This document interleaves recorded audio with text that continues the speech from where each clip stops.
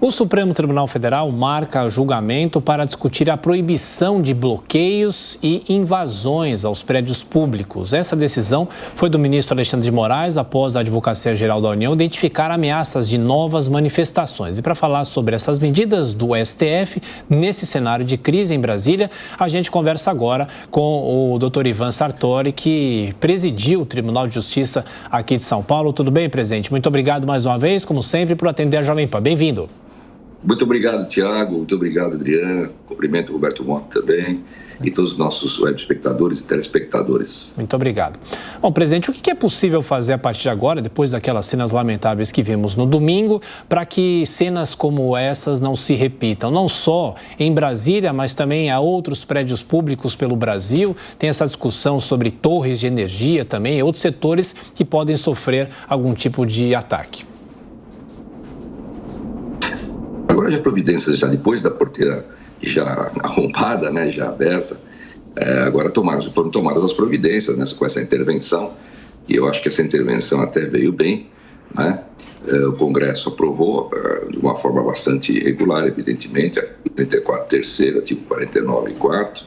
Agora o que acontece é que o Supremo apenas o Supremo deve deixar, a única coisa que eu vejo aí é que o Supremo deve deixar de ser um juiz universal, como tem sido, tem que respeitar aí as instâncias que são competentes com os termos da Constituição, como, por exemplo, o Tribunal de Justiça do Distrito Federal, quando se trata do secretário de Segurança Pública. Nós temos uma lei nesse sentido, inclusive, né, a lei de formação de instituição do Tribunal de Justiça de Distrito Federal. Então, ali, quem deveria mesmo a competência para realmente tratar do secretário seria o Tribunal de Justiça do Distrito Federal, né? A prisão do secretário, inclusive, acho que não seria necessária, evidentemente, não existe o perigo de libertatis, né? Também afastamento do governador seria competência, efetivamente, do STJ, artigo 105A da Constituição Federal. Outros casos também da Justiça Estadual ou Federal, artigo 109, inciso 4, e o Supremo se transformou num juiz universal que resolve tudo, que decide tudo. Isso não tem o mínimo sentido. Agora, é lógico, providências deviam ser tomadas, devem ser tomadas, e efetivamente que nós vimos também que houve aí uma certa negligência, não só ali do governo do Distrito Federal, mas também da própria Presidência da República, porque a BIM avisou, e também nós tínhamos ali o GSI e a Guarda ali pronta do Palácio para resolver a situação, e não resolveu, né? Então agora fica fácil também culpar determinadas pessoas que, de uma forma excessiva, né, desumir, por exemplo, que o Ibanez, desumir que o Anderson Torres tenham sido coniventes, né, desumir um dolo desses, precisa ser provado, não é uma situação que deva ser assim admitida. E agora nós também estamos vendo aí uma situação que ali havia infiltrados e muitos dos presos ali também não estavam ativamente no movimento, né? Agora, precisa separar o joio do trigo, é isso, e o Supremo tem que respeitar o juiz natural. Agora, as providências têm que ser enérgicas, evidentemente. Não se pode admitir uma situação dessa, invasão que houve, a gente até lamenta lá, o Supremo Tribunal Federal como magistrado, o plenário destruído, eu me solidarizo com os ministros, mas não podemos cometer excesso. Temos que respeitar o artigo 553, juiz natural, e temos que dar o direito de defesa e verificar exatamente quem efetivamente praticou o ato. Não podemos prender todos ali que estavam, por exemplo, acampados na frente dos quartéis, do quartel. Então, isso é uma coisa que a gente não pode admitir. Agora, é lógico, o Supremo vai tomar providência, está tomando providências, eu acho que isso é a necessidade mesmo de se fazer, mas que se respeite a Constituição. Não é porque houve excessos, não é porque nós tivemos uma situação extremamente grave que nós agora vamos cometer também excessos, desrespeitando a Constituição. É isso apenas que eu vejo. Doutor, na sequência, a pergunta de Roberto Mota. Bom dia, doutor. Eu achei excelente a sua colocação, porque me assusta ver em meios de comunicação, redes sociais, declarações de várias pessoas, inclusive parlamentares, dizendo que esse pessoal não tem nenhum direito, né? Os terroristas não têm nenhum direito. E aí eu queria lhe fazer uma pergunta como leigo. Realmente, eu não sou bacharel em direito, não tenho formação na área, mas como observador da cena de segurança pública do Brasil, me surpreendeu, eu não sei se é correto ou não, essa o esclarecimento que eu queria. A prisão de pessoas simplesmente por estarem ali no acampamento, né?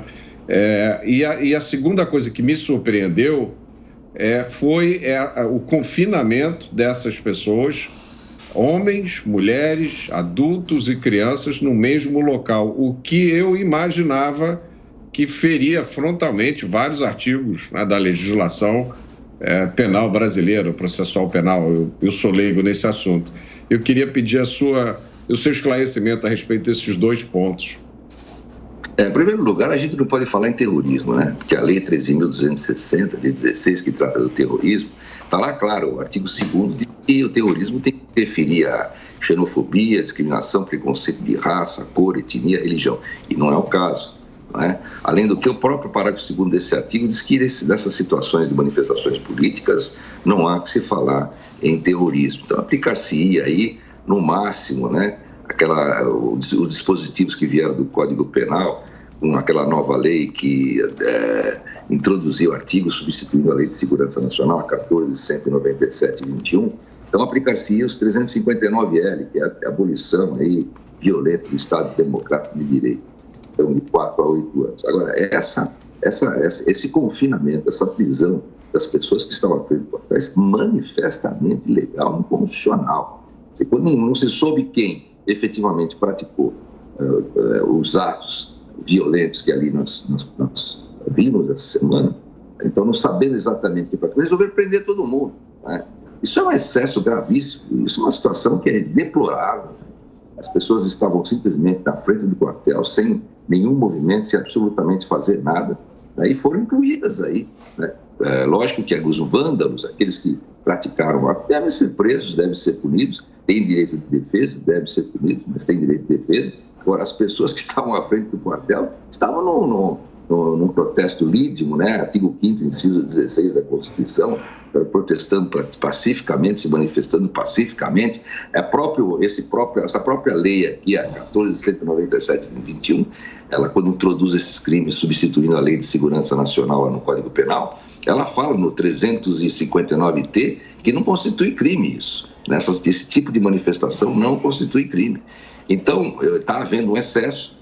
Como houve um violento ataque a essas autoridades resolveram responder de uma forma bastante desproporcional, porque nós temos aí pessoas que não praticaram esses atos, estão presas, inclusive confinamento de crianças, de pessoas idosas. Quer dizer, isso realmente é deplorável e isso não é constitucional, né? Precisa saber exatamente quem praticou o ato, né? Não pode prender todo mundo que estava ali no recinto, naquela praça, naquele logradouro, simplesmente porque vamos agora apurar quem foi que praticou o ato, então prendemos todo mundo. Evidentemente não podemos aceitar de jeito nenhum uma prisão ilegal, inconstitucional, e o tratamento também que muitas pessoas receberam ali, né?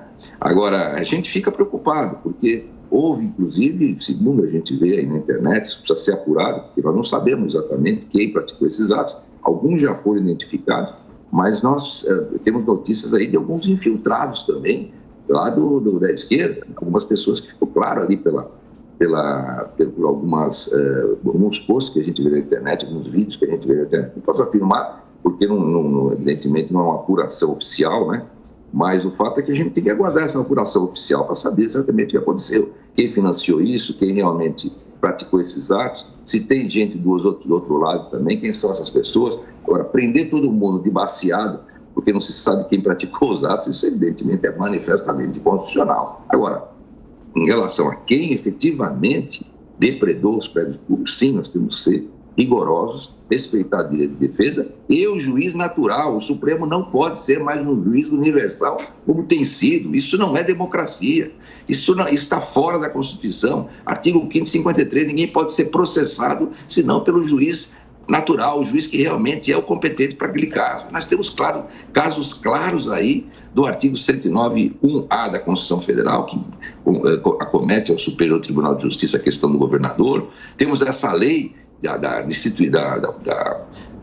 organização do Tribunal de Justiça do Distrito Federal, 11.697/08, que atribui ao Tribunal de Justiça a competência em relação ao secretário do Distrito Federal, secretários do Distrito Federal. né? E nós temos também o 109.4, que atribui à Justiça Federal em primeiro grau os crimes políticos ou essa depredação que houve contra prédios públicos, né, da União.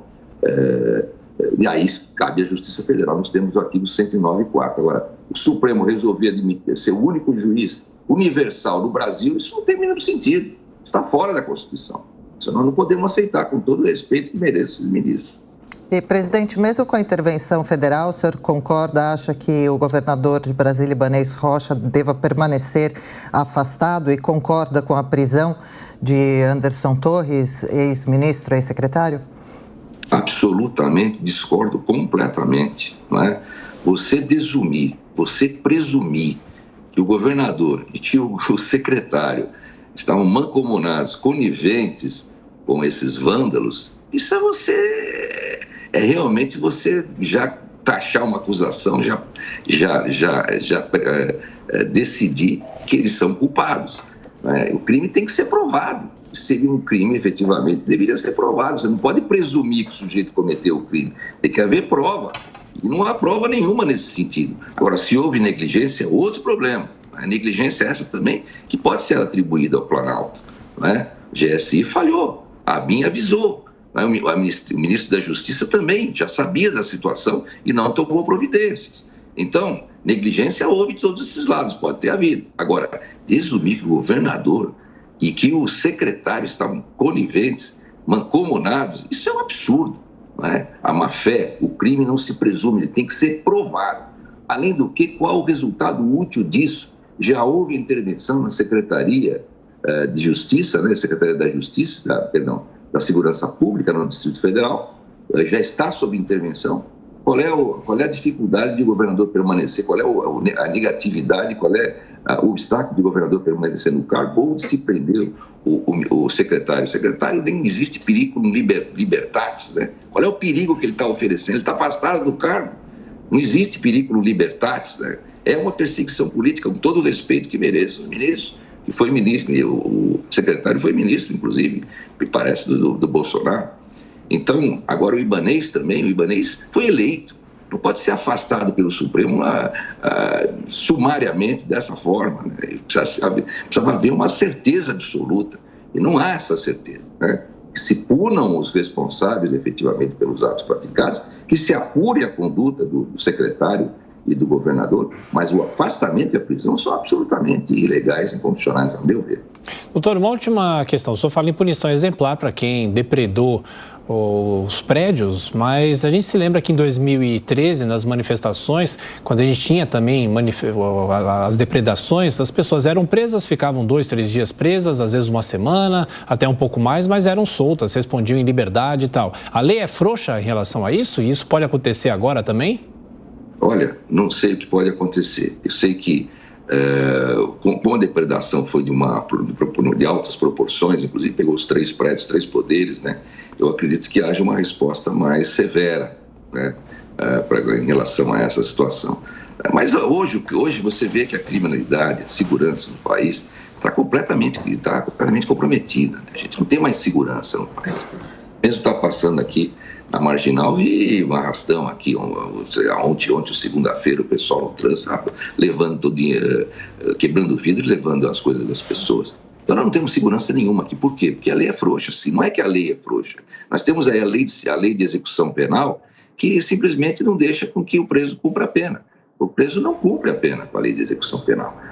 Saidinha, detração, remissão, remissão por qualquer motivo, até por legibida. Daqui a pouco, lendo legibida, você tem remissão de pena, diminuição da pena por leitura. Você tem ali as progressões que hoje não precisa mais do exame criminológico, estão tentando instituir o exame criminológico para fazer essa triagem, saber quem deve ou não progredir. Tem bandidos e criminosos perigosíssimos que aí estão progredindo normalmente. Então, a segurança que a gente tem aqui no país é muito precária. E com relação a tudo. E isso também, talvez também tenha um desfecho nesse sentido. Mas, enquanto isso, no calor dos fatos, evidentemente, vai haver muita perseguição, inclusive por pessoas que não praticaram esses atos. Ou essas que estão presas, efetivamente, e que não praticaram os atos. Apenas quem praticou, que foi no caso de flagrância, né? Sim, aí é necessária a prisão. Mas hoje também não se pode falar mais em flagrante que flagrante aí agora. Ninguém já está sabendo, já não dá para saber, já passou o estado de flagrância. Né? Agora, o que nós temos aí? Nós temos um sistema, a questão é sistêmica, né? Nós temos um sistema penitenciário completamente defasado, que não faz frente à demanda. Então, qual é a tônica dos governadores? Tem sido até aqui a tônica dos governadores, e com respaldo e com reflexo no Congresso, no Judiciário Superior. É a soltura, né? É simplesmente fazer com que os presos se evadam, saiam do presídio, porque ninguém quer uma pressão daquela sob seu comando, né? Então, a questão é essa, né?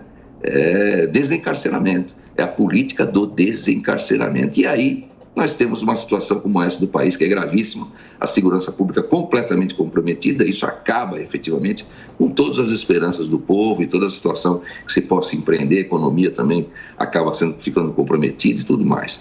Então, a gente precisa mudar. Doutor Ivan Sartori, que presidiu o Tribunal de Justiça aqui de São Paulo. Doutor, mais uma vez, muito obrigado pela gentileza de nos atender e bom trabalho. Até a próxima.